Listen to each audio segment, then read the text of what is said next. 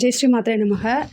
நம்மளுடைய காரியங்கள் என்ன காரியங்களாக இருந்தாலும் சரி, காரிய தடைகளை நீக்கி காரிய சித்தி பெறணும் அப்படின்னா நீங்கள் வழிபடக்கூடிய நாள் சங்கடகர சதுர்த்தி அன்னைக்கு கணபதியை நீங்கள் வழிபாடு பண்ணணும்.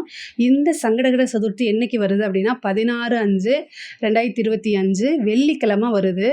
வைகாசி மாதம் 2ஆம் நாள் வருதுங்க. இந்த சங்கடகர சதுர்த்தி அன்னைக்கு ஈவினிங் 6 மணிக்கு மேலே பகவான், அதாவது கணபதியை முறையாக வழிபாடு பண்ணணும். அவருக்கு என்ன விஷயம் பிடிக்குமோ, அதாவது அருகில் இருக்கக்கூடிய விநாயகர் கோயிலுக்கு போகலாம், அல்லது வீட்லேயே நீங்கள் விநாயகருடைய ஃபோட்டோ வச்சு அவருக்கு பிடிச்ச ஏதாவது தின்பண்டங்கள் நீங்கள் வச்சு உங்களுக்கு என்ன காரியம் தடையாயிட்டே இருக்கீங்களோ, உங்களுக்கு நீங்கள் ஏதாவது ஒரு முயற்சி பண்ணியிருப்பீங்க, ஆனால் அது சக்ஸஸ் ஆகாமல் போயிருக்கும், பக்கத்தில் அது தட்டி போயிருக்கும்.